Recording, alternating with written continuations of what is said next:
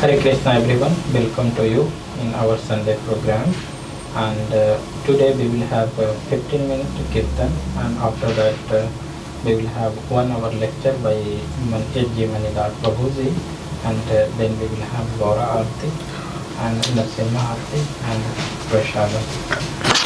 Now we are going to start. Hare Krishna. Go this one. Oh.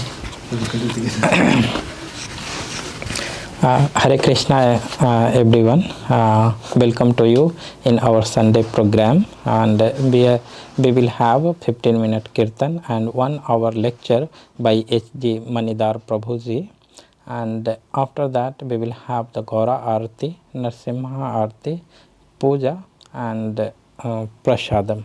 So now we are going to start the kirtan. Hare Krishna.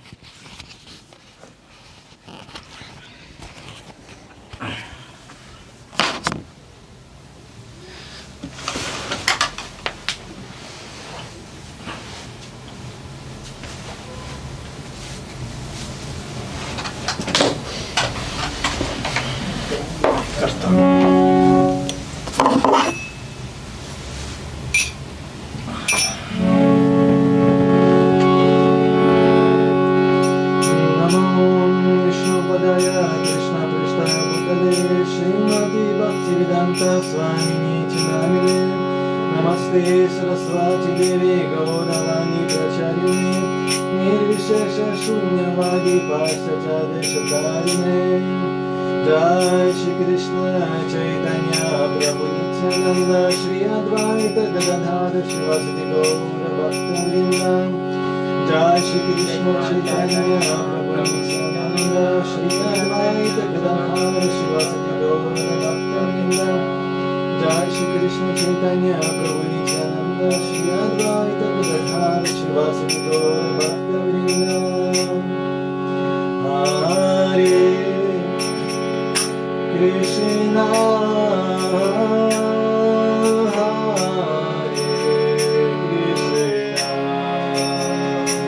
Krishna, Krishna, Krishna, Hare Hare, Hare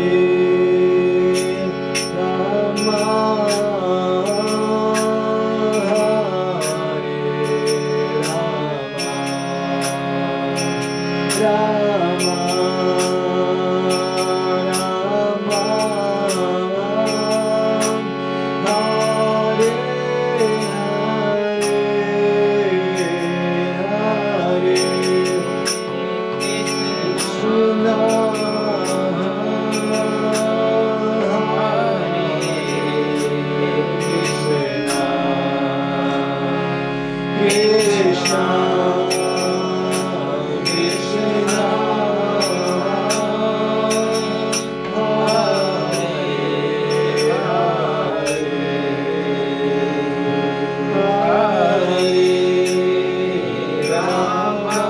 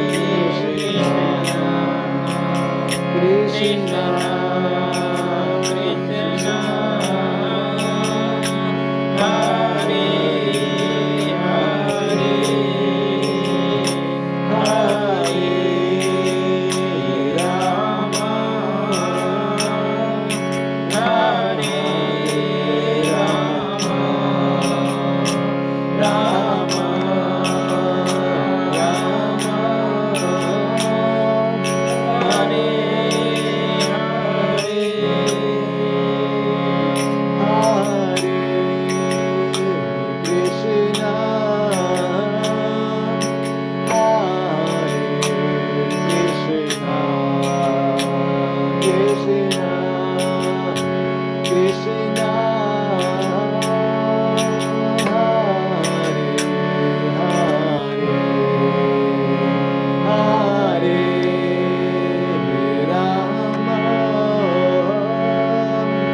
Hare Rama, Rama Rama, Hare Hare, Hare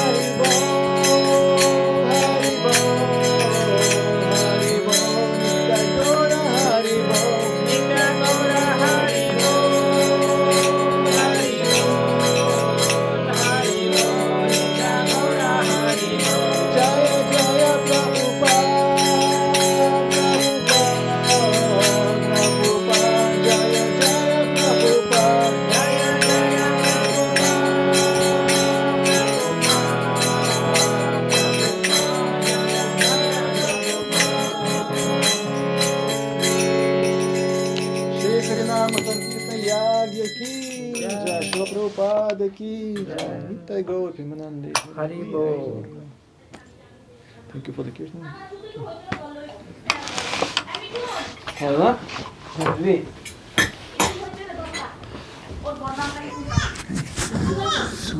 We can start with the lecture. We can start with the lecture. Yeah. Doing ceremony? Yeah, just general. There. My boss to you.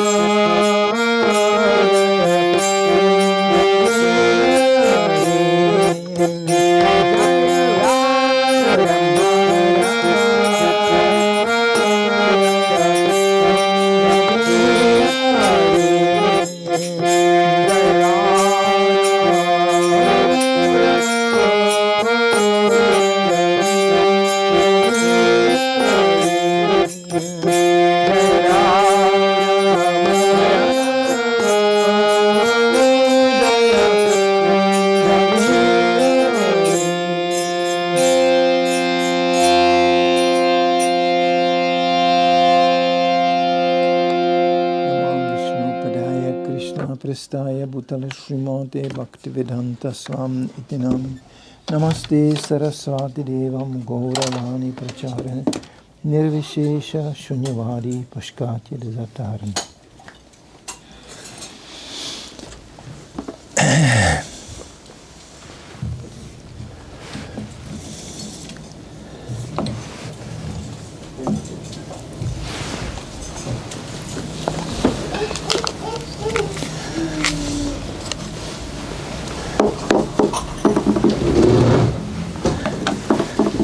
So You're on internet or? Everyone. Okay. So we hope that on the internet there are even more listeners and participants. English is okay, isn't it? Yeah, yeah. So I was asked by Mangalavati Chitra Mataji to speak something about the need, of course, of spreading Krishna consciousness according to one's situation. This is connected a little bit also to the issue which I already spoke yesterday in Lund, which is actually, it will be difficult to understand the need of spreading Krishna consciousness if we don't understand the need to get liberated from fear.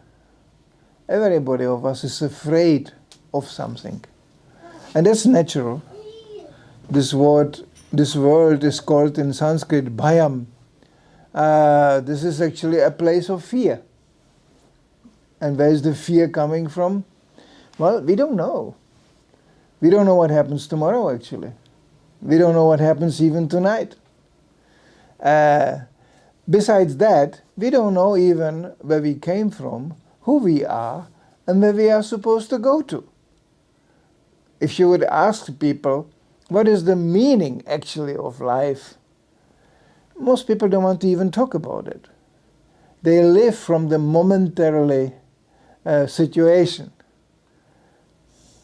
Sometimes one can compare it to the life of a fish. We used to have in Stockholm a restaurant, and we had as a decoration a restaurant, we had a big fish tank with all kinds of colorful fish. People like that. Children like that. They always came for the restaurant just to look at the big fish. And I never actually understood the logic of a fish. As until one devotee actually explained to me, fish is actually has one feature, no memory actually. So when they swim across the aquarium to one corner, they think, wow, such a big place. Then they turn around and they completely forgot where they came from. And they go, wow, it's even bigger as I thought. And they very enthusiastically swim back and forth. This is Krishna's mercy, otherwise one would go crazy, of course. If you lock a human being in such an aquarium, he will sooner or later really feel claustrophobic. But actually, fish is okay, because it turns around, it completely forgot. And it doesn't also understand the nature of the aquarium. It doesn't understand that there's glass around. It doesn't understand what happens. Therefore, it's so easy to catch a fish. Because, people just throw something in an aquarium. It looks like a worm and the fish is inspired, but it doesn't understand there's a hook inside. And Prabhupada used that example of a fish by actually explaining to us we are all like fish, but in the material world out of water. This is not our natural element here. And therefore we are afraid. A fish starts to flop in anxiety. Where is the water? Where is the water? I cannot swim. This is not my natural element. And therefore it is proven to us over and over again that actually this world is very difficult to be in. Everywhere we go, there's some obstacle. Anything. Right now it's getting dark. When it's dark, we are limited in our movements. We are limited what we see. It's dark. Prabhupada said actually the whole material world is dark to start with. And then we have the illusion of sun and we have the illusion of light. But actually it's by nature a dark place because of ignorance. Because we are like fish. We don't know. We don't know where we came from. We don't know how we got into the aquarium. And we don't know how to get out. And we are just swimming and waiting what happens. So, and then comes the more powerful material elements, like you throw a stone in an aquarium, and then the fish goes, oh, something big, But actually they never understand where the stones came from. Or you can take an example of a much more sophisticated example of an ant hill. Ants are very sophisticated beings. things. They are very organized. They have the structure. They have the housing. Everything is perfectly organized. But if something happens to the ant hill, they will never ask where that came from. They will immediately try to repair it again. But they will not, as one more gifted, intelligent man said, a genius man, a real genius man, he is not the one who knows how to avoid problems. The real genius man, he doesn't even start to create them. So we are always too late. We try to always solve the problem. But actually, Krishna consciousness is meant to lead us to understand the source from the problem. Why does it happen? Not that it does happen. Like the whole scientific research we see. They are always researching in science. How is it happening? How is it happening? And then... But actually they never understand why is it happening and who started this whole thing. So we go to the source, to the root of all that. Root of our pain and root of our happiness too. Sometimes we are happy, otherwise we wouldn't be able to live. So, where is all this coming from? Who arranged for all this? And this is perfectly explained in Bhagavad Gita. Everything. Krishna says, I am the source of the everything, of life, of pleasure, of pain. This is sometimes very difficult for people to understand. God can be source of pain. But Krishna says, yes, I arranged for the pain, but I didn't actually initiate that. That's your problem. You start the pain. Don't blame me for that. But what is actually the meaning of pain? People complain, what kind of God is this who allows so much pain? What is the meaning? It's a warning signal. Just imagine you would have no pain in the body. That's a real problem. You will cut the potato and you will cut your finger, you will not even notice. You will cut off your finger, you will not even notice. But actually it's so perfectly arranged. As soon as the knife is just touching a little bit the finger, immediately we remove the hand. So actually pain is here to show us that we should actually remove ourselves from that situation. That's the reason of a pain. Everything has a reason. Devotees think like this. In a practical sense, and Srila Prabhupada even managed like this. He tried something, he did, in the frame of management, he experimented. And then he realized, this is too complicated, this is too painful. No, then we try another way. He was very pragmatic. Maybe Krishna shows us this is not the way to do it. Maybe we can do it another way. He never lost the goal. But there are various ways how you can proceed, how you can manage. So this is really spiritual pragmatism. Let's see. We will try and let's see what Krishna says. And then there is a certain things which Krishna clearly established. When you do this and this and this and this, you will be successful. But that's on a spiritual plane. Krishna is never promising us, when you chant Hare Krishna, you will have a good digestion, you will have a healthy body, and you will live forever in that body. No. Krishna says from the highest planet in this universe down to the lowest, it's all sources of misery. That's what you get. And actually this body, when you consider this, it's actually basically mostly a source of misery. We sit here for a while, the legs are pain and this. When one is young, one thinks, what is he talking about? Yeah, but it doesn't take long. I was just in a shop here in Lidl, and I was just standing in front of the place where they have the milk products. And suddenly there was a little lady behind me. She was almost cured. She was like from a box, a little lady this high. And she had a big trolley like this. And she was obviously very old. And she asked me if I could actually handle her a package with milk from the top shelf because she couldn't reach there anymore, And then instantly, that happens to me actually lately quite often. I don't know why. But I just go on a street. It happens even in Sweden, and that's real something. people start to talk to me. I don't know why. But I don't mind. Probably they know I don't mind. And you learn something, always. It's very interesting to listen to people because you always learn something. Like this lady. And she looked at me and she was obviously very, you could see it. She was living a very kind of not very sinful life. You could see it. And then she looked at me and she was thanking me. I gave her the milk from the top shelf. And she looked at me and said, you know how old I am? And I said, oh, I don't know. Because to ladies, you're not supposed to say how old they are. So, she said, I'm 95 years old. I was going, wow. She said, yeah, and I'm shrinking. She said, I'm shrinking, therefore I cannot reach up there the shelf. I was previously higher, but I'm shrinking, so thank you, you helped me. But he said, but I can still sing. Because many people, when they are 95 years old, they cannot sing much. So she explained to me in a few minutes the whole thing. And actually, I think she wanted to talk more, but I was like heading for the programs. I was going, okay, thank you very much, bye-bye. But this was like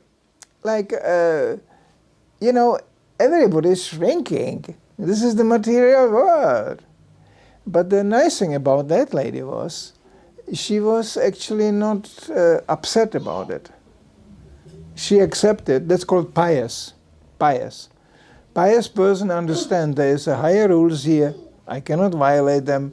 It will happen anyway, so I have to surrender. I have to submit myself to that. What can I do? Prabhupada called it a gentleman. But I said, gentleman is somebody who understands his defeat. He agrees, yes, I'm defeated now. Whereby a non-gentleman, he will never understand that. Or a very stupid person, he will never. There's one Czech actor, he said, an old man, he said, problem with stupid people, you can never win. You can never, win with stupid people because they never even understand they lost. They go, no, I don't believe it. You say, but you lost now. I don't believe it. That's all. Stubborn. Stubbornness is a very dangerous quality. It's actually, we are here mostly in the material world because we are so stubborn. We never learn anything. We don't want to learn. History of mankind is one big illustration of stubbornness. Over and over again. This is mine. This will be ours. This is, invading other countries, doing things like that, shifting people here and there. People migrate basically because of somebody's stubbornness. This is going to be mine, and I want more. That's the whole concept. I want more, But then it's enough to take a walk on a graveyard where the bodies of those are buried who always wanted more. And what do they get? No, they lose everything. They are dying, finished. This is understood in all religions. This is understood in by all pious people. So this is no big news. But in Krishna consciousness we find very detailed and scientific, real detailed explanation how we can go beyond that. We can go beyond level of just simply accepting defeat. We can make something positive out of it. We can actually create our future. We can do that. Krishna gave us individual freedom and individual freedom of choice. And he is Anumanta and Upadrashta. This means actually he is observing, just watching, and then permitting. What do you want? But then of course, then it's a third element. It's not just we get what we want, we get also what we deserved. Yeah? And then that people don't like that. They think, but I want that. Why don't I got it? Please, God, give me, give me, give me. In India, they always, give me, give me, give me. Bless this, bless that, bless this, bless that. And actually, in India, it's very sophisticated because there are various demigods or big personalities, who will give different blessings according to the sincerity of the worshipper in material sense. Why not? Like somebody who wants to, have a beautiful wife, he will worship goddess Uma. Who wants a quick success on a material platform, he will worship Lord Shiva. Or somebody who wants knowledge, he will worship Ganesh. Or wealth. Ganesh is also for wealth. All the business people, in India, they have a Ganesh, One devotee asked Prabhupada, can we also worship Ganesh as devotees? Demigod worship is usually amongst devotees not encouraged, but we actually respect. Of course we respect. It's big, powerful personalities. Prabhupada said, yeah, you can worship Ganesh, but the proof of your successful worship is that you give me $50,000 a day. You can do that? Then this is a real Ganesh worshipper. Devotees, of course, are laughing. He couldn't do that. But this is actually, but this is material benefits. What is the result? More pain. You get big money. What do you get? So much envy. Sometimes rich people, they get their children kidnapped. Yeah. And now we have your child, give us your money. If you are poor, who is going to kidnap what? You don't have anything. So can be very happy. No, nothing. Becoming famous, problem. Everybody wants to be close to you, to get something from you. I met few famous people in my life. They were all very miserable, very, very unhappy people. I met famous singers. I met even George Harrison, John Lennon from the Beatles. Briefly, I just had some meeting with them. And then we had famous singers in Germany and this. Very unhappy people. And then I met Ambarish Prabhu. He's the grandson of Mr. Ford, the car company. He's a devotee. In a Ford line, they are actually quite esoteric-minded. He was so miserable. It's a very simple devotee, actually. But by karma, you end up being the son of the Ford dynasty, And he said, look, I land in India, I cannot go even to the toilet already on the airport. There's cameras waiting for me. And the only thing they ask is money. Where's the money? What do you, you came to India to make money. Will Ford invest in India? And he said, I came here to chant Hare Krishna. And I just, everybody wants something. It's very, very. Be beautiful. That can be also a big problem. I met some beautiful people too, beautiful ladies, And you know why they come to Krishna consciousness? Actually, quite many beautiful ladies come to Krishna consciousness. You know why they come? Because we don't care. We don't care. Beautiful, this size, that size, that color of hair. We don't care because we are not this body. And they like it. They think, finally I can be here peacefully chant Hare Krishna and nobody will bother me because of my body. It's actually I cannot picture this because I'm in a male body. But actually it must be horrible to be a beautiful woman. I know examples of Marilyn Monroe and famous beautiful women, very miserable people, very depressed, because everybody relates just to the external feature of the body. Nobody bothers with you as a person. And this is our concern as devotees. We care for the person.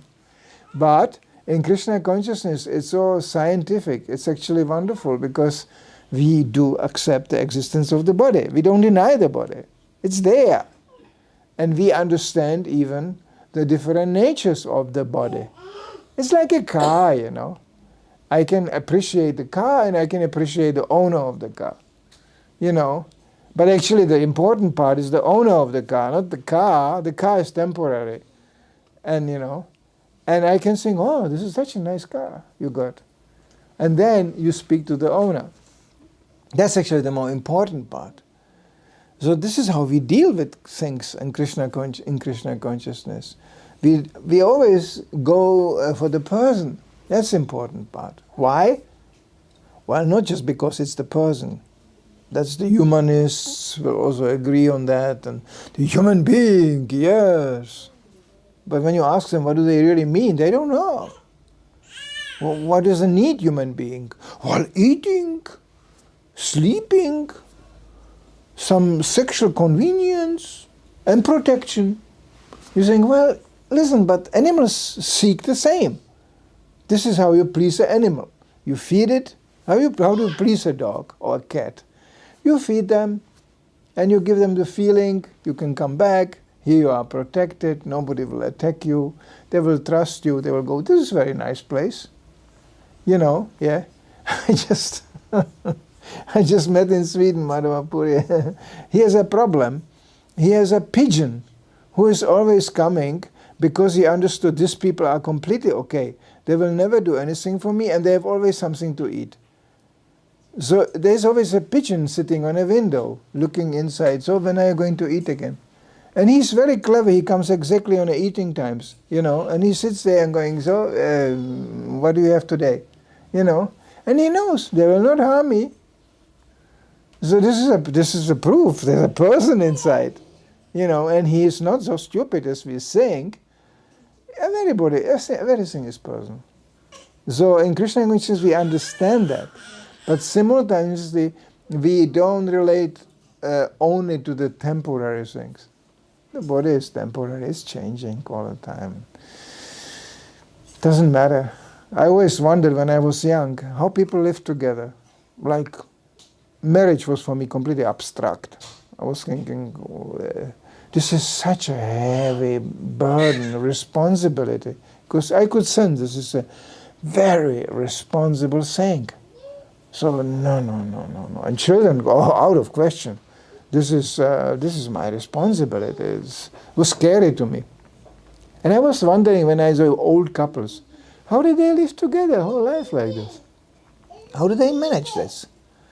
Because I knew already when I was 16 years old, yeah, it's exciting in the beginning, but it very quickly wears out.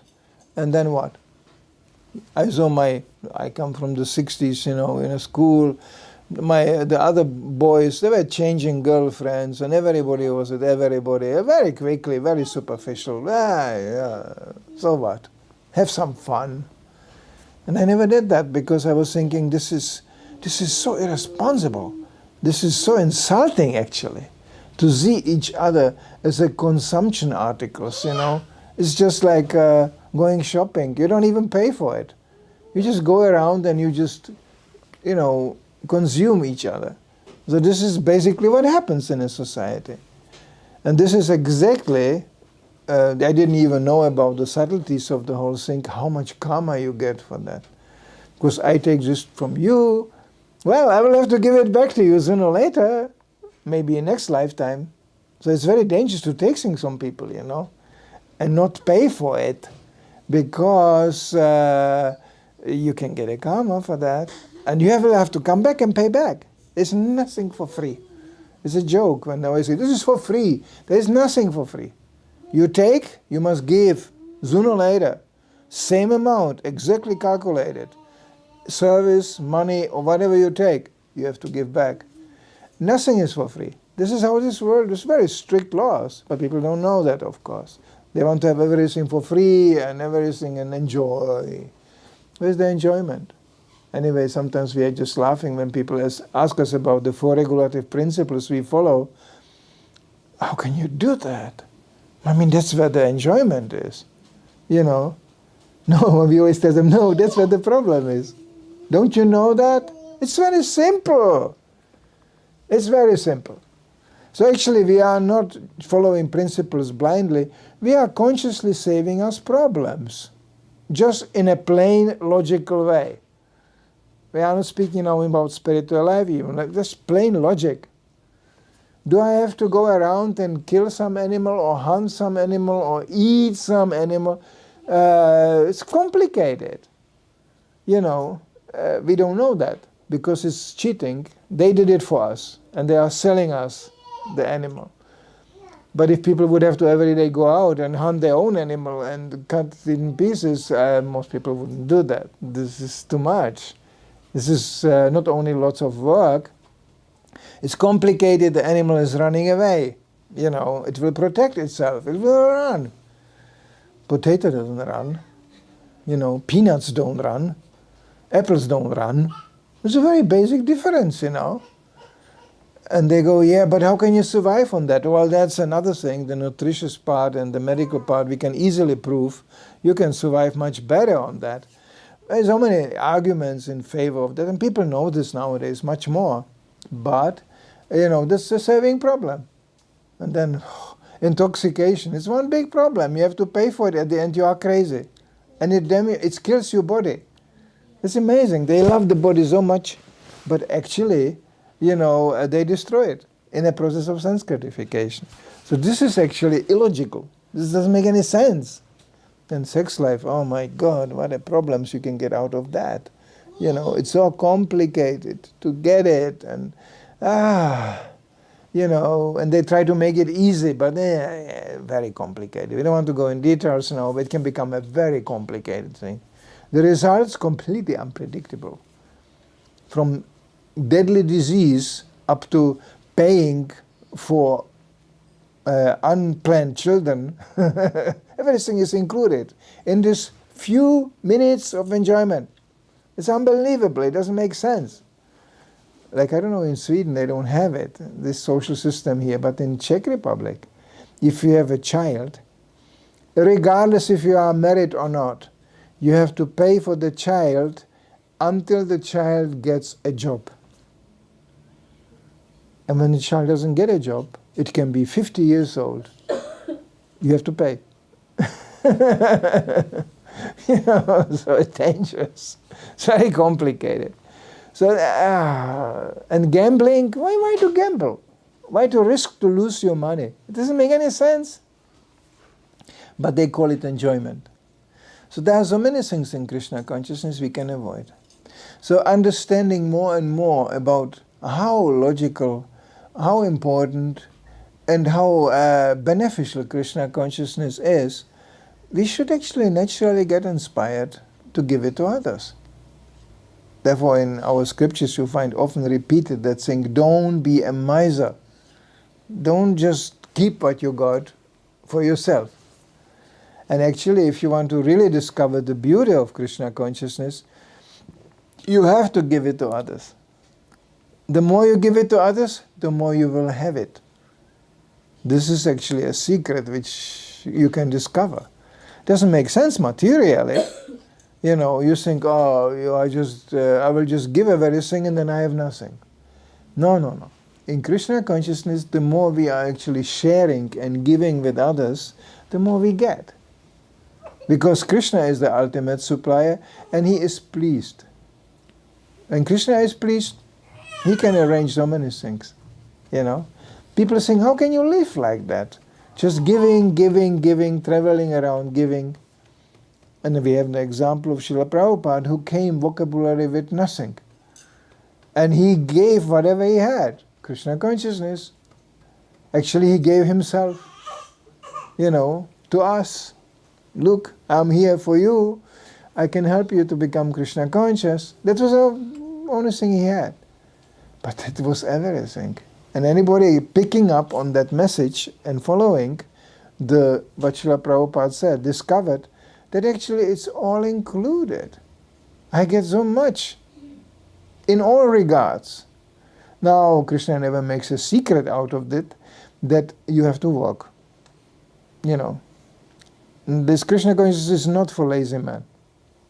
In India, sometimes spiritual life is understood as an inactivity. You just sit somewhere. You know, saint, holy man, he sits somewhere and he meditates. And he has a donation box there. And people give something and then... Or maybe you can just, in India, or now in Vrindavan, you have no food problem. You just go around the temples. In every temple they give, you know, you can become very fat just by going around the temples. Because they all give out prasadam. So, you know, so no problem with eating. Sleeping, yeah, you find some place. It's not a big thing in India, especially because the climate is more favorable. Here, if you lay down on the street, you freeze, maybe freeze to death. In India, I saw it. People just lay down and they just put a gamsha over their head or some chadar and just take a rest. What's the problem? You know, so this is actually great comfort. Here people, and it's becoming more and more evident, here people have to work so hard and struggle so hard just for eating and sleeping, you know, so hard, just to have a place, you know, and the climate is such as to be whole heavy isolated, you know, and heating, you know, and the prices go up, heating, you know, becomes a problem. Now this winter in Europe, many people ask, how will I not freeze? I cannot heat. They cannot pay for it. You know, this is completely insane, whereby it's completely artificially manipulated. Just from Krishna conscious point of view, we know that there is no lack of anything. Krishna can supply anything. So this is all man-made misery. It's all artificially manipulated for a certain purpose, yes.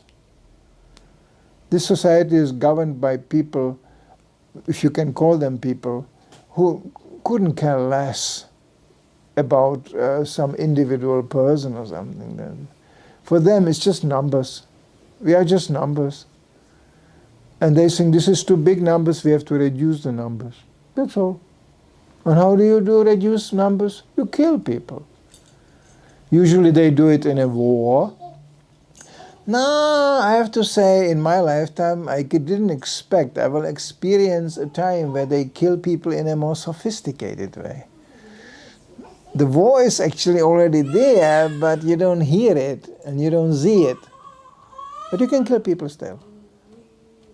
I don't want to go in greater detail, but you can do it in a chemical way. You can do it in a, you know, in a medical way. You know. It's a mafia logic. I remember once in Stockholm, we had a big restaurant, Govinda's restaurant in Stockholm. And after 2-3 years, the restaurant developed nicely. Somebody knocked on my office door and was going, there's 2 men sitting there. You know, they look very strange. They want to speak to you. And I was just laughing because I knew Stockholm and Malmö were always the places where the mafia was mostly active. Göteborg also, but not so much, but Stockholm and Malmö. So I just went down. And there was 2 men sitting on a table. They looked like from the movies, you know. They had a leather coats, you know. They looked almost the same, identical. And they were sitting there going, you know, hello, you are the chef here? Okay. You are the chief? Okay. Well, we would like to share with you the information that to have a restaurant in Stockholm, it's a very dangerous thing. Maybe you heard some restaurants, it happens, they just burn down or something happens to them. So it is dangerous in Stockholm, you know that. So we could protect you. You know, we could give you protection. I just look at them, I'm just laughing. It's really like from a movie, you know. I took the chair like this, I sat a little bit closer. I was a little bit younger and more aggressive. So I just said, Nicola, and I said, boys, you have no idea who you are talking to. First of all, do you think I'm so stupid you don't understand you are from mafia? Which one? There was an Arabian one, there was a Yugoslavian one, there was a Serbian one, there was, there was different mafias, and they were fighting, killing each other. So I knew that. I said, boys, I will not even ask which mafia I'm from, but the police is just around the corner. We had a place, the police presidium, in Stockholm was just around the corner. So you have 2 seconds to leave this place, otherwise I'm calling police.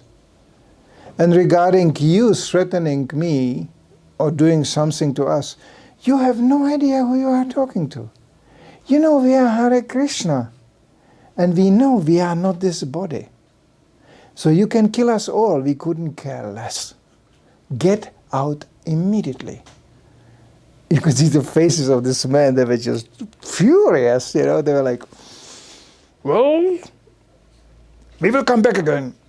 And I said, better you don't. You think we are non-violent or something like this? No, not at all. So get out immediately. I said, get out. I'm calling police immediately. And they never came back again. Because you have to be right away very firm in the beginning. If you go a little bit, then you are in trouble. So actually, even politicians do that. We had a campaign in Sweden once. It was the central place to free the Soviet Hare Krishna devotees, Russian devotees, which were sitting by that time all in jails and psychiatric hospitals. And the chief of this thing was a godbrother of mine. He was in Alviksgård, and he was very powerful. He was very excited. He was a day and night scheming what we can do to free these devotees, to help them, to get them out of this jail. Big propaganda. He was doing anything he could. And there was girls going to Russia. My wife was one of them. Before she got married to me, they smuggled books to Russia, made contacts like that. Very dangerous, actually. So it was secret. Even within the movement, it was a very secret thing. Nobody talked about it. So he told me later on, he got also a phone call. Hello, we heard about your action to free the Soviet Hare Krishna. We like it very, very much. We would like to support you. Can you give us a bank account, and we would like to transfer a very substantial amount of money to your bank account. And he was already very well prepared. He said, well, according to the voice, English, he said, according to the voice, I think you are from CIA. And I know how you work. You do nothing for free. They will send the money, and then they will come back and go, you remember we helped you so much, so maybe you can do a little service for us. Or you wouldn't like to that people get to know that you are working with CIA, isn't it? Because we are the CIA. That's how they work, the same mafia logic. But they think generally we have one benefit. They think we are all stupid. And that's a very good thing, because they expose themselves before they even started. So we just go, okay, my dear mafia, my dear CIA, we are not part of this. No. We are chanting Hare Krishna, and we want to go back home, back to Godhead. That's actually our only and ultimate agenda. Anything else for that, it's just helping the purpose. If it doesn't help, we don't do that. So we don't do things. Prabhupada was very clear. We should never forget the meaning of what we are doing, the goal. And it sounds kind of simple, but actually illusion is so strong. It always comes and deviates the purpose. All the religions, they have the same purpose. Come close to God. Develop a relationship to God. This is all written in various religious scriptures. But on the way, people always put something else there. Like, I give an example of Christian. I don't know, I have not studied so much in detail, but there is a statement, like in the Bible, Jesus is saying, this world is like a bridge. And nobody builds houses on bridges, really. It's something to cross over. Yeah. And what did they do? They make Jesus now the chief of the Red Cross and the hospital and everything, and we have to... Same Jesus said, if your eye gives you trouble, we don't even say that in Krishna consciousness, but even that, he said, if your eye gives you trouble in spiritual life, just block it out. When he was informed, you know what?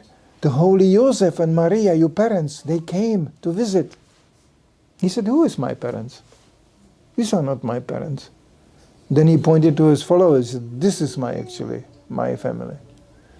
Prabhupada, it's similar thing, So this is spiritual logic. So we should never forget actually the goal of the whole thing, and we should also never forget that in whatever situation we are, we should share Krishna consciousness with others. And that we can do by simple means. We have prasadam here, we can give people some prasadam. We don't have to even discuss much. And we have books, which we don't have to... Now we should read them, that's nice, so we can say few words. But generally, we just give somebody a book. Read. And whatever he understands, whatever he can assimilate, that's good. So then, and then comes maybe a question up, how can I take part in this? And we know we are in a different situation. I had the benefit when I joined this movement, 1972 in Germany. And I'm not a German, but anyway, so I joined there. There was no family life. There was not one Indian. There was nothing. There was not this congregation, what we today call it. It was just 25 very enthusiastic young people who had nothing else to do as to run the whole day around on a street and chant Hare Krishna or distribute books. And everybody was celibacy. That's it.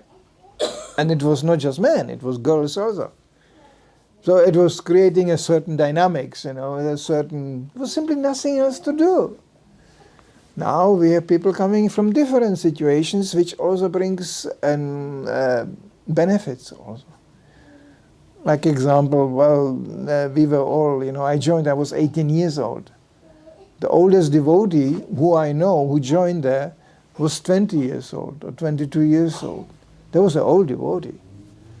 So can you imagine, what you get? So at the beginning there was not even many books. And there was lots of funny ideas going around, Like I remember devotees in Germany studying Mein Kampf from Adolf Hitler. Famous book from Adolf Hitler. I was going, why are you reading this? Well, Hitler, he knew how to inspire the German people, We can implement something from that in preaching. This kind of crazy ideas were still there. We were young people, No, I was going, nah, I don't think Hitler is very useful, So this was actually there. We devotees didn't know really much, but they were very enthusiastic to give Krishna consciousness to others. And again, the more you give, the more inspired you become. Because you will also learn down the road how beneficial it is. How many people's lives are so changing in my lifetime? Completely. Generally for better. Never for the worse. If they stay along the process, there's a process. There's a process how to become happy. There's a process actually. And there's a process how to become miserable. You can try both. And you will see the result for yourself. Of course, sometimes people do, when they chant Hare Krishna, and they get doubts. They think, you told me I will chant Hare Krishna, I'll be happy all the time. But I'm chanting Hare Krishna, and sometimes I become very unhappy. You know why? Because I understand now more. And I see more. Like I start to see how stupid I am. This is not a very pleasant realization. Before I was thinking I'm great and and I am this and that. But now I start to think, no, actually I'm quite stupid. That's not so inspiring to realize, no, but it's very useful. It's actually, Prabhupada said himself, he said it might be in the beginning a little bit bitter. But when we actually continue, it becomes very sweet. Because, why? Because we lose attachment. And what ties up to this world us is attachment. Prabhupada never said, stop this or don't do that. Not much. He said, just don't be attached. Like example, what is painful in a frame, like family life is a very good field to become attached. I really speak from realization, because after being a monk for 20 years almost, celibacy monk, finally that's actually a very nice thing in Krishna consciousness. We can be honest. Better as to have an agitated, frustrated, fanatical monk, well then why don't you get married? We can do that in a completely legitimate, authorized way. And I didn't want to do that. Because I thought this is so complicated, and actually I was thinking I am not up to it. This is too. But there were help. There was God brothers coming, others who were going, yeah, you are becoming a very agitated monk. You know why? And I said, no, but I'm happy. I'm very happy. And they said, you don't look very happy. And I said, no, because you try to cling to an idea, which is good, but it doesn't relate to you. Krishna consciousness means actually to be oneself in all regards. That means to realize also even the nature of the body. Okay, I'm not this body, but I have to deal with this. It's here. I'm still living in the body. And it was very scientifically explained to me why actually I have to get married. And it's not what I want, I have to. So I finally I accepted. But that was it. And marriage those days, that was something like in the military, you know. There's like he soldier, she soldier, and they get married. What do? Well, they shoot. They go in war. You know, that's it. That was actually a concept of marriage. I preach, she preaches. And I have to say that combination was fantastic. I have only good memories. And my wife, she was Zen to me. I didn't want to go around and embarrass myself, you know. Hello, and my name is Manidhara. What are you doing tonight? You know, no. I didn't do it even before I came to Krishna. I'm too proud for that. It's just not this. And ladies have this mechanism. They always go, yeah, maybe, try harder. Prabhupada, you know, once he showed it in Mayapur. There's a story. I have so many stories from Prabhupada. To his servant came in the morning, and Prabhupada was sitting on a table like that. And there was 2 flies, big flies. And they were just chasing each other. Male fly, female fly. And the male fly was very enthusiastic over the female fly. So he was, and she was like, ugh, who is this? Ugh, puh. And it was going to the point that the male fly got a little bit discouraged. Like, okay, I'm trying so hard and she's not interested. And so he gave almost up. Then she came around and he started again. You know, this was going on back and forth like this.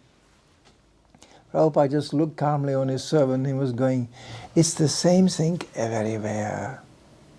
Somehow Hare Krishna arranged like that. The men and the, you know, that the females are like, what is this? Ugh. But actually, there's one kami, he said that, this I'm speaking material terms now. A relationship man and woman, he said, women are like shadow. You know, you can never catch them because the shadow is always in front of you. But you can never run away either because the shadow is always behind you. And there was actually, I can tell endless stories about that in Krishna consciousness. We have all experience, you know, also, like previous GBC, that was a man who was in charge for Scandinavia. He was originally Prabhupada's direct servant. He was with him very intimately for a long time. And so he told us many stories. And then he took sannyas, that's a pronunciation, and he was Prabhupada's servant. And Prabhupada sent him to kitchen in America, in a temple, to cook. So he went in a kitchen, and there was American ladies. That's a little bit, comes close to Swedish sometimes, I see, but American, that's a category on its own. And Prabhupada saw this. Prabhupada also came to a foreign country, you know, he came from India. And Indian Matajis, that's a very, until today, it's still a very different kind of category of ladies. When you come to America, you know, it's like, and Prabhupada saw it already. This was wild girls who came from Texas, you know, just got down from the horse, put the gun in a corner and joined the Hare Krishna movement. What do you do with a lady like this? And the relationship between, you know, these hippies was very, you know, very open. There was no chastity, there was no shyness, there was nothing of this. So Prabhupada saw it. But they were enthusiastic to chant, all of them. And they were very friendly to each other. But hippie life, you know, means like, there is no borders, there is no rules really. So Prabhupada said, okay, we have to do something about it. That's the reason also, but he actively took part on a certain point to marry his first group of disciples. Sannyasis are not supposed to do that. They are out of this business. But there was nobody else. So he said, we have to give it some form. And they were going, why? I like her, but she likes me. Yeah, but Prabhupada said, no. We are presenting a culture. And culture means things get regulated. Yeah, wife, husband. He didn't speak much about children in the beginning. But of course, that's kind of common sense. Yeah. And but I was raised when I got married that no children. And my wife she was Swedish, so she was coming from a very heavy background, from Stockholm. Her first husband was a disc jockey. I hope it doesn't matter if she doesn't mind I say this. Long time ago, So there was exactly this kind of women as a kami I was really afraid of. This woman, this disco sharks, this kind of things, I was a very domestic person. I was sitting at home speculating. I never went to disco in my life. I never went dancing and this and that. I never did that.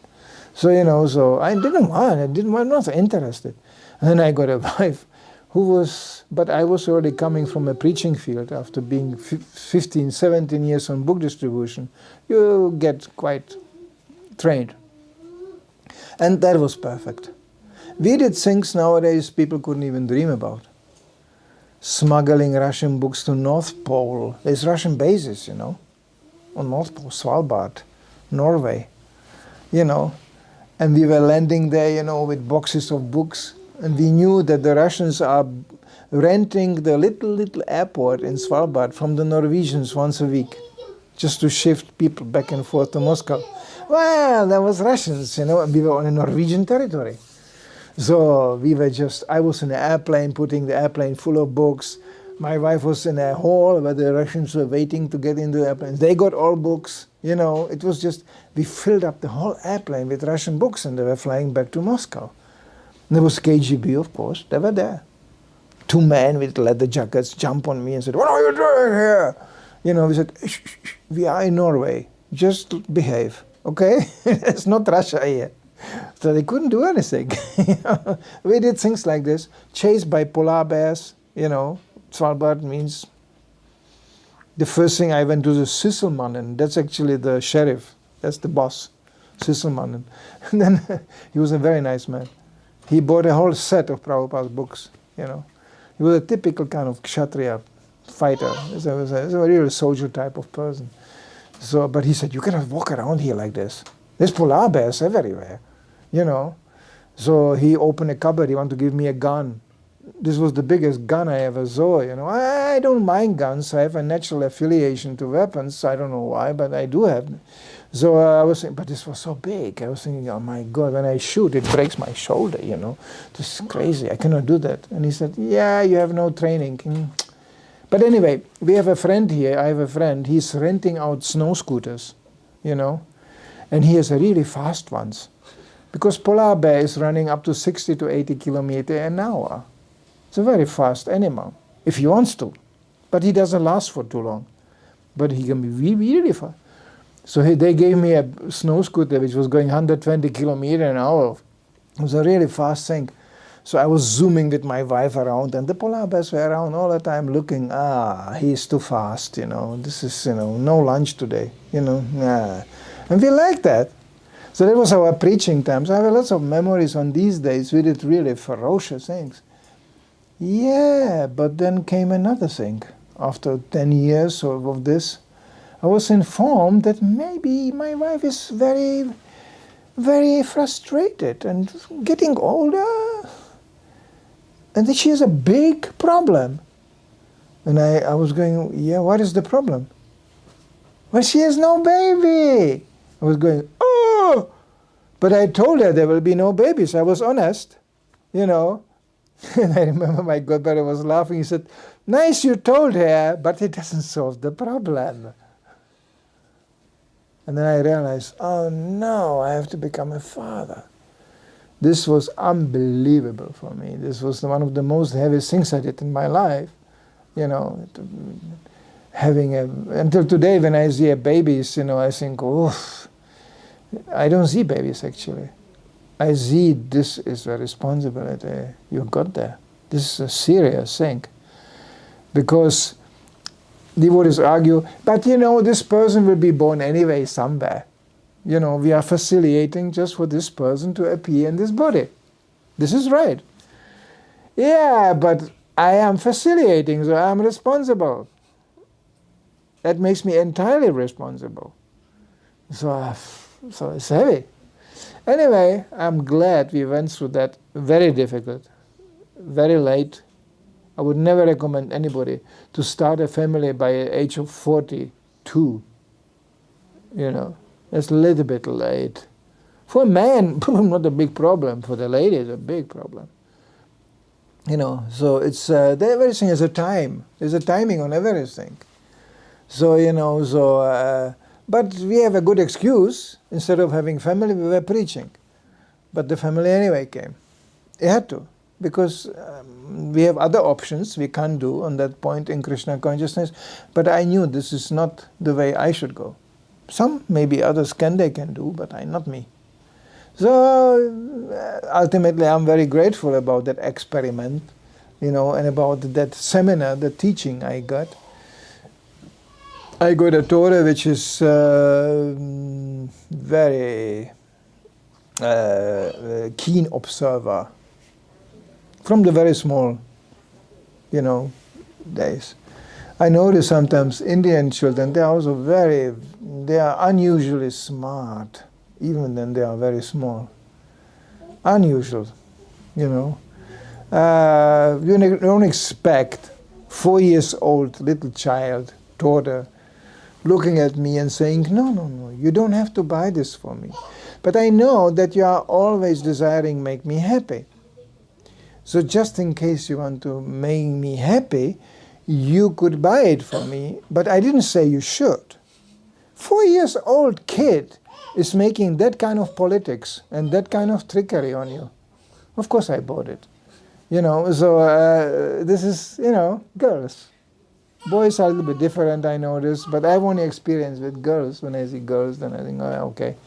But, you know, so this is life. We are learning, progressing through our life in various ways.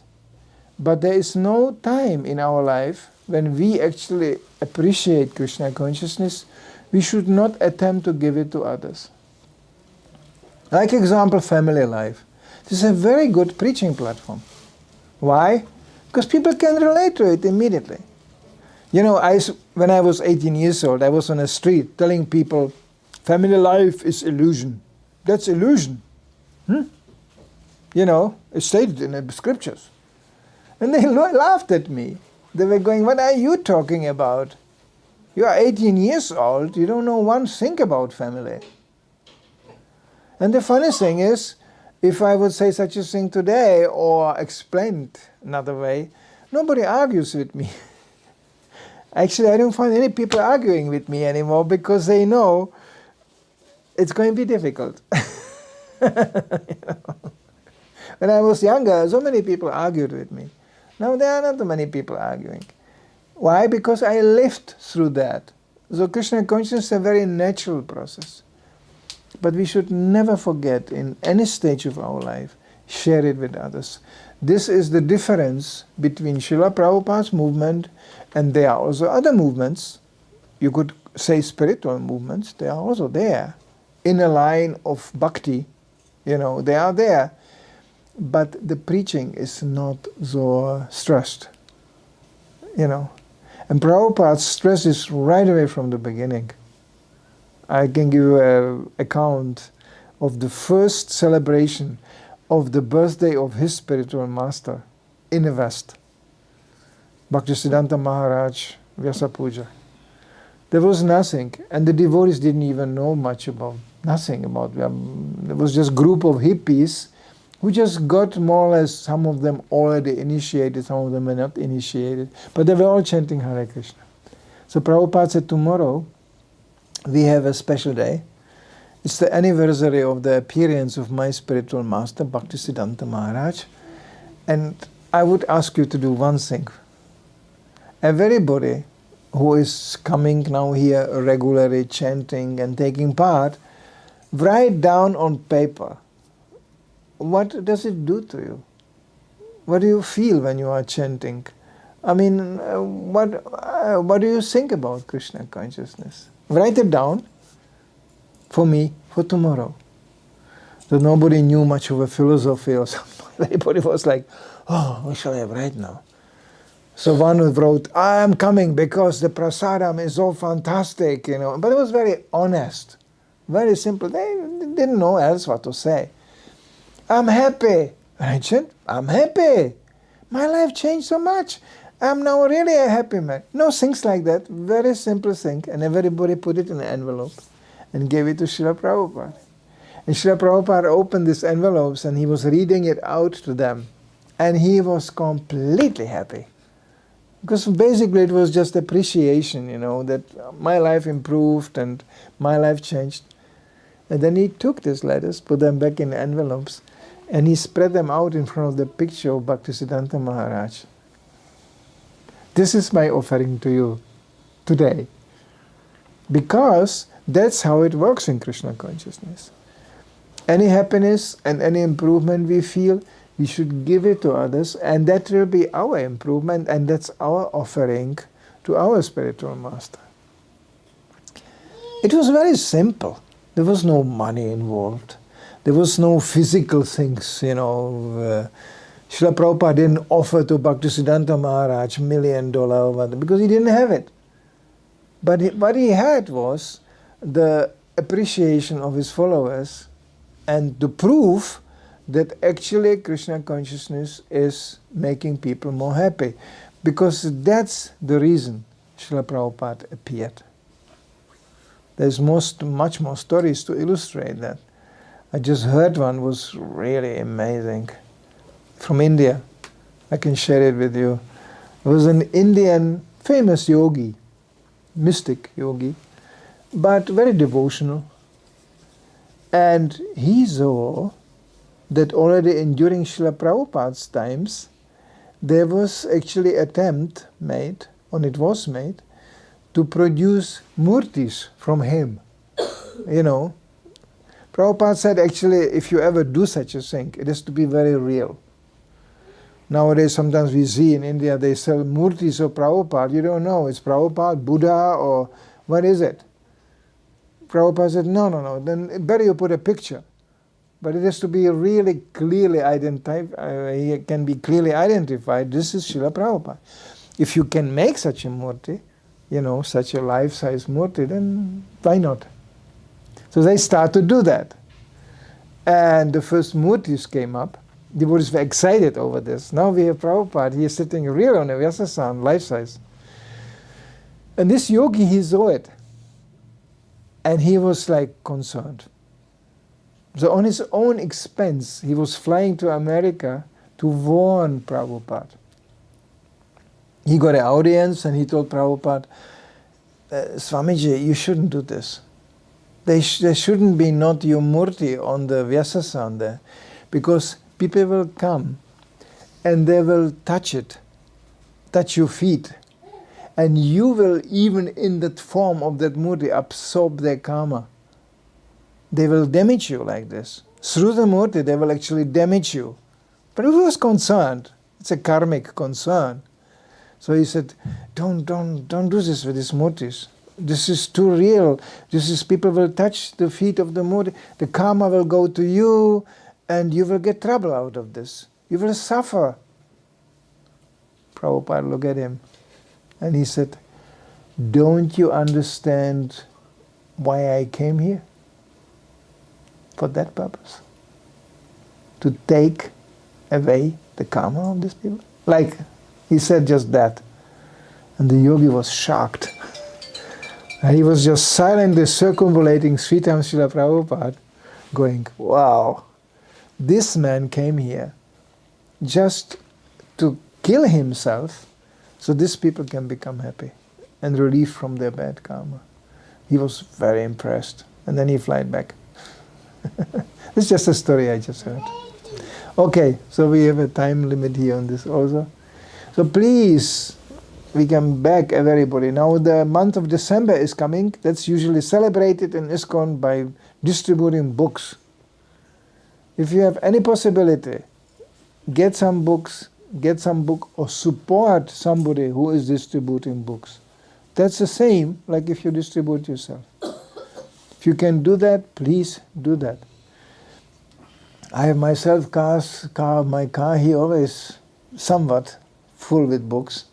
You know, I go out still whenever I can, you know, and I try to encourage as many as people, because this is a very, very lasting contribution you are doing there. A book that will survive us all. Book can survive us, we will die, but the book will still be somewhere there. And somebody can pick up and benefit from that. So if you can in any way help, that would be a great benefit for others and great benefit for you too. Okay, Srila Prabhupada ki jai.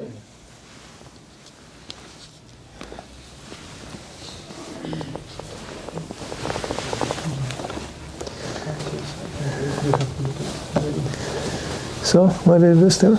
We'll have Arati. Damodarastaka? Maybe after the... Huh? We have Arati now. Arati. Then with the Damodarastaka, I think. Could you do the puja? Puja. Yeah, I can also do the puja.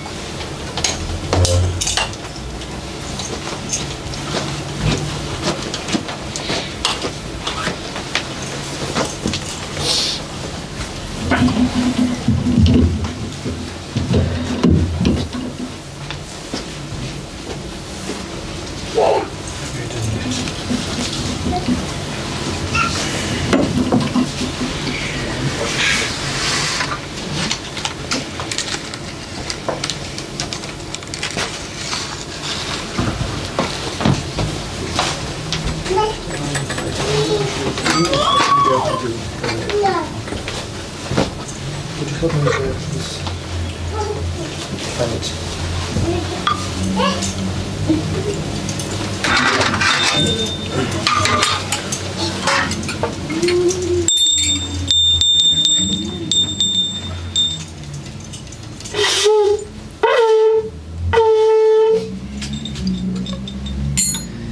Ki bajayo jayo gora chande arati kushoba ki bajayo jayo gora chande arati kushoba jana vidata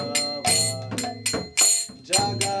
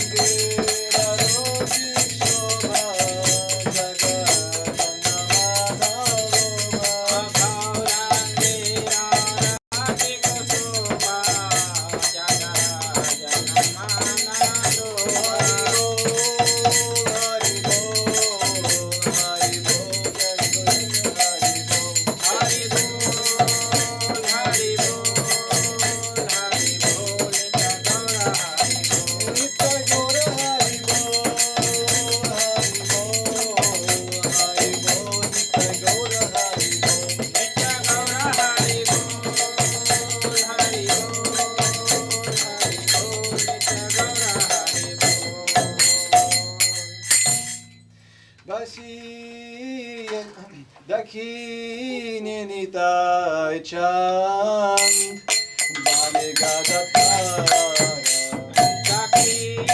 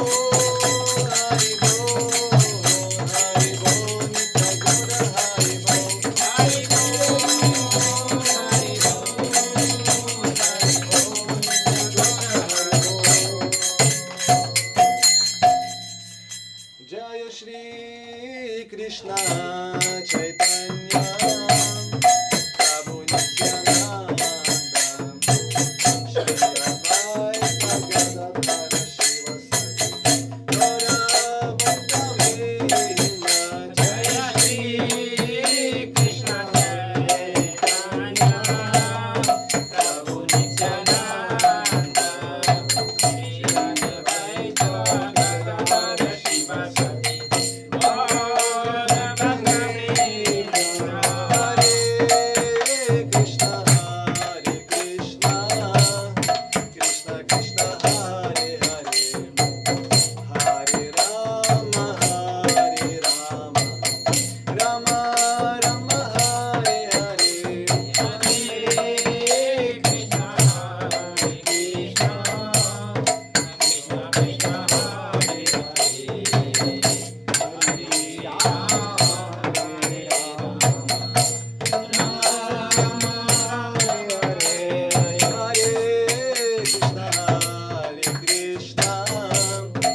Krishna Krishna Hare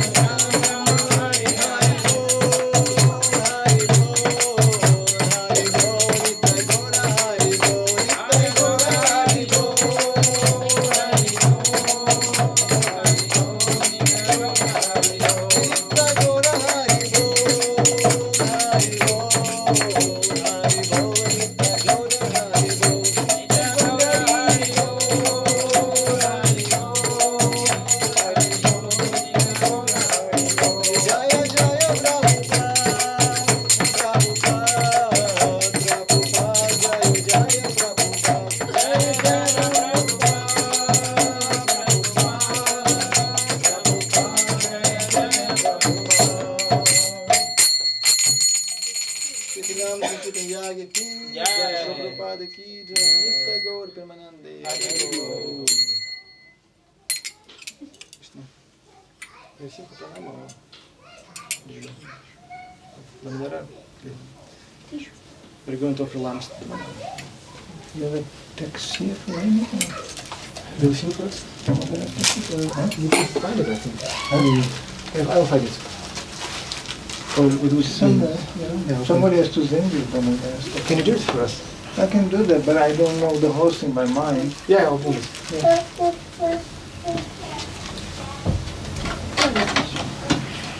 Oh,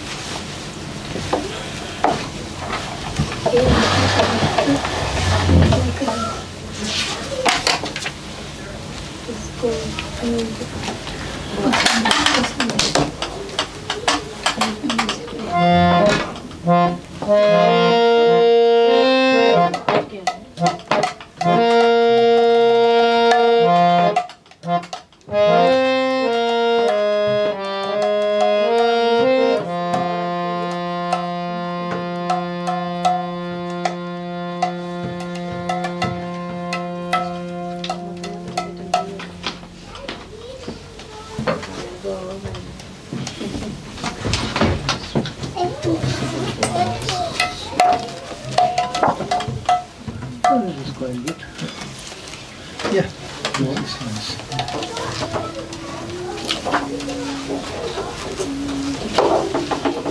Thì Mr. Tom. Hai, prabhu kita langsung kubur bayu berdua. Ini kubur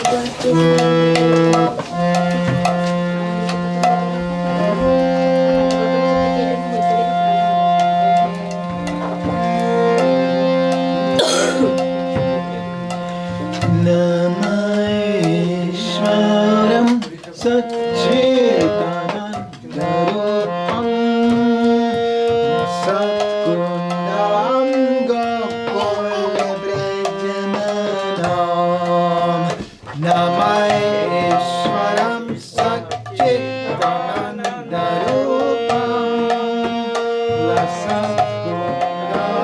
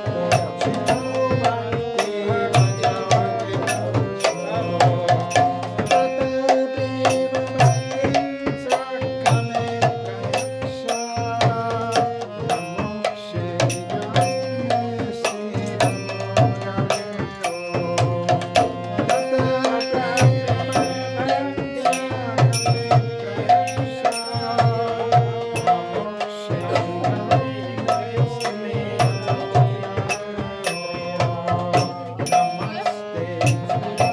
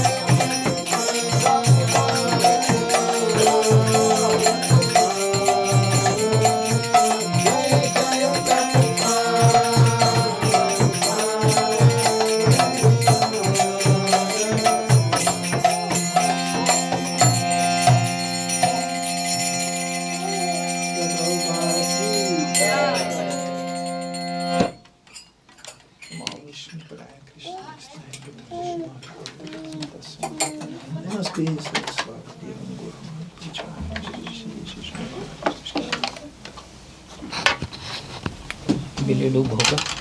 Bhoga? Offering? Yes. Sure. Yeah, probably.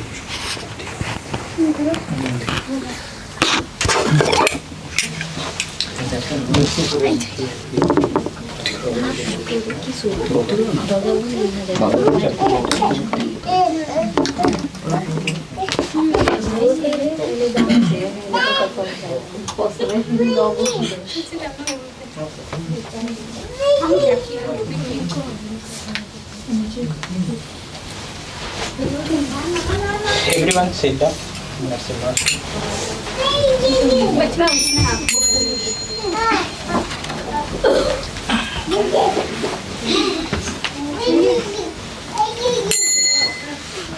Namaste Narasimhaya. Namaste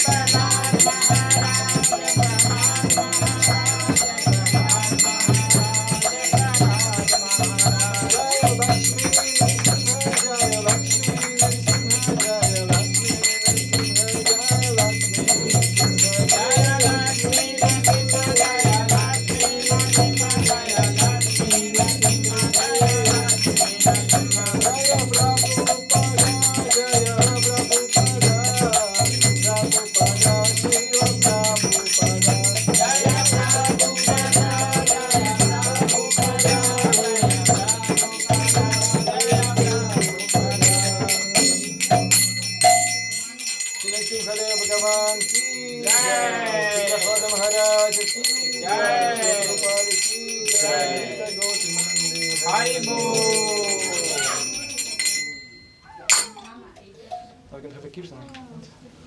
Maybe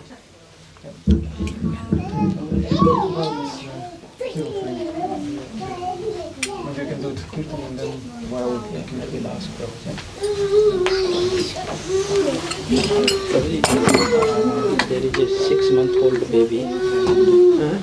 6-month-old baby, and the first grain can you give?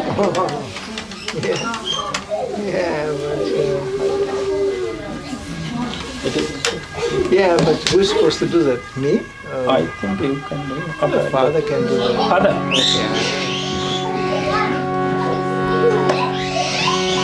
Babies always get scared, you know. When I do that, the babies go. Namo Vishnu Padaya Krishna Krishna Bhutale Srimati Bhaktivedanta Swamini Chinamine Namaste Saraswati Devi Gauravani Pracharine Nirvishesha Shunyavadi Paschatya Deshatarine Jai Shri Krishna Chaitanya Prabhu Nityananda Shri Advaita Gadadhar Shivasadi Gaura Bhaktivinoda Jai Shri Krishna Chaitanya Prabhu Nityananda Shri Advaita Gadadhar Shivasadi Gaura Bhaktivinoda. In our tradition, it's like prabhu from ISKCON. It's very nice. I hope she's not going to be afraid. I have an experience, you know. When you are there, Shri Krishna Chaitanya Prabhu Nityananda Shri Advaita Gadadhar. They give me the baby and the baby will give me the I can hold Krishna. That should be here.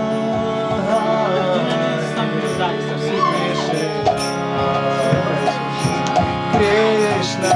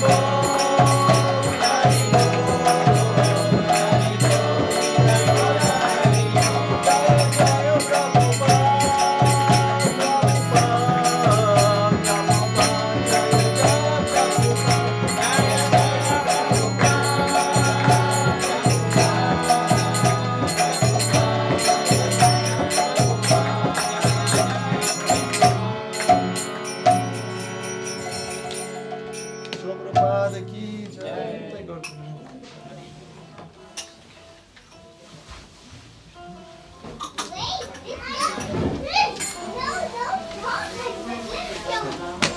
क्या है? नाम प्रसाद है। श्रावण की जय।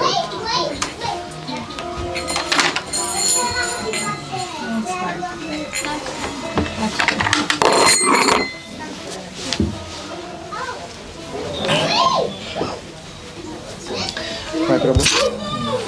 You will do this? Okay. Yeah. Hare Krishna. Now it is the end of the program and it is the prasadam time. And hope you have enjoyed our today program. And thank you for all for joining through the internet and web. Okay. Thank you. Hare Krishna.